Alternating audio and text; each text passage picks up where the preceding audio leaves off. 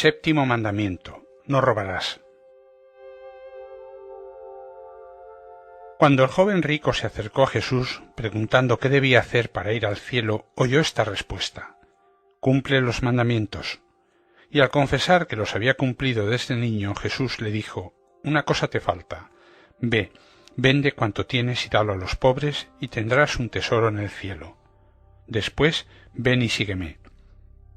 Al oír estas palabras, se marchó triste porque era muy rico y no quería abandonar sus bienes. Entonces el Señor advirtió a los discípulos: qué difícilmente entrarán en el reino de Dios los que tienen riquezas. La escena sugiere algunas preguntas. ¿Estamos apegados a las cosas que tenemos? ¿Somos egoístas? ¿Cuidamos y respetamos las cosas de los otros? ¿Cogemos lo que no es nuestro? ¿Nos preocupamos de los pobres y de los que tienen menos que nosotros? ¿Cumplimos nuestras obligaciones como ciudadanos?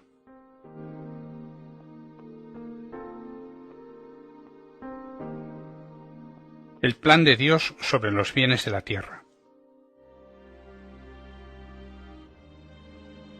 El hombre nace en el seno de una familia, padres, hermanos y otros seres que lo cuidan para que salga adelante.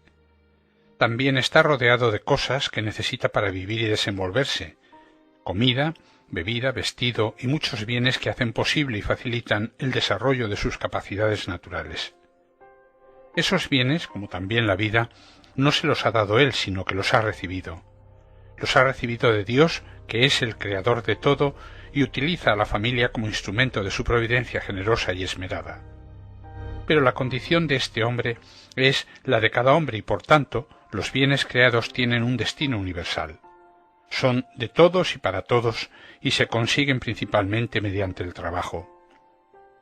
Al mismo tiempo, para seguridad de su libertad y estímulo del trabajo, derecho y deber del hombre, necesita poseer algunos bienes: casa, tierras, dinero, que protegen la autonomía de la persona y de la familia. Es el derecho a la propiedad privada, que es un derecho natural, es decir, querido por Dios. Por eso, los sistemas que anulan o coartan la libertad, el trabajo y la propiedad privada son antinaturales, porque se oponen a derechos fundamentales de la persona humana. Armonizar y tutelar una y otra dimensión, el destino universal de los bienes creados y la propiedad privada, es lo que hace este séptimo precepto del Decálogo junto con el 10º.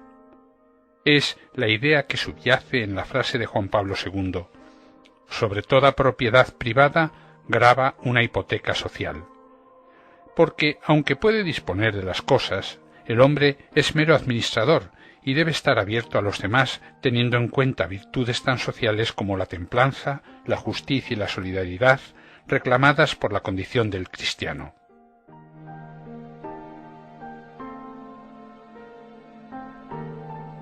El respeto de las personas y de sus bienes. Teniendo en cuenta esos principios que regulan el uso de los bienes creados, el séptimo mandamiento prohíbe estas actuaciones que atentan contra el derecho del prójimo. El robo, que es quitar o retener una cosa contra la voluntad de su dueño. La usura, que es prestar dinero u otra cosa exigiendo un interés excesivo. El fraude, que es no dar el justo peso y medida o dar una cosa por otra. También prohíbe retener deliberadamente objetos perdidos, pagar salarios injustos, elevar los precios especulando con la ignorancia o la necesidad ajena, la especulación de terrenos, la corrupción que compra el juicio de los que deben tomar decisiones conforme a derecho, el trabajo mal hecho, el fraude fiscal, la falsificación de cheques y facturas, los gastos excesivos, el despilfarro.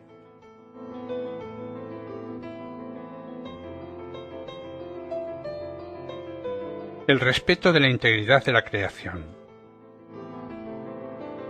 Dios no ha concedido al hombre un dominio absoluto y despótico sobre la naturaleza, sino relativo, es decir, un dominio regulado por el respeto y cuidado de la calidad de vida del prójimo, incluyendo a las generaciones futuras. En el trato con los animales es legítimo servirse de ellos para el alimento y vestido, pero no es conforme a la dignidad humana hacerlos sufrir inútilmente, sacrificar sus vidas sin necesidad e invertir en ellos sumas notables que más bien deberían remediar necesidades de los hombres.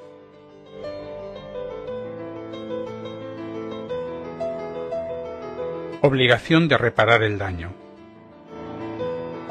Cuando se roba o estropea algo, produciendo un daño importante en los bienes de los demás, se comete un pecado grave. El pecado es venial si el daño es pequeño. El pecado grave se perdona en la confesión si al arrepentimiento acompaña la intención, al menos, de devolver lo robado o reparar el daño. Si no existe esta intención, el pecado no se perdona. Si ya no se tiene lo robado, hay que devolverlo de los bienes propios o comprar otra cosa igual a lo robado y devolverlo. Si no se sabe qué hacer, preguntar al confesor.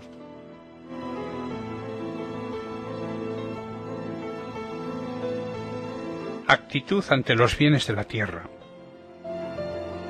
Respecto a nosotros mismos, sabemos que las cosas de la tierra están a nuestro servicio y que las necesitamos, pero hay bienes mucho más importantes. El amor a Dios y al prójimo demostrado con obras, que son bienes que llevan al cielo. A estos debemos aspirar. Estos son los que hemos de adquirir y conservar con esfuerzo. Respecto a los demás, no se trata solo de no robar. El cristiano ha de compartir sus bienes con los que tienen necesidad si quiere ser fiel al Evangelio.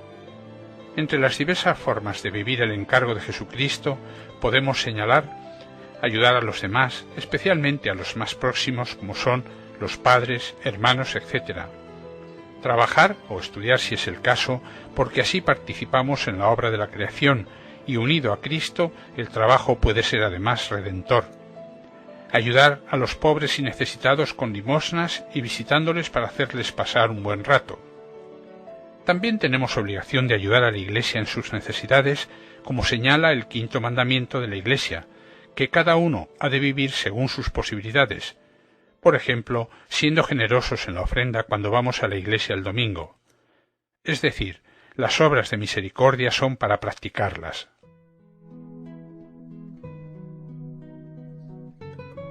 Propósitos de vida cristiana. Vive la generosidad en dejar las cosas propias a los hermanos, amigos, compañeros, etc. No robes nunca nada, aunque sea poco y en casa. Si lo has hecho, devolverlo cuanto antes. Da limosna a los más pobres y necesitados.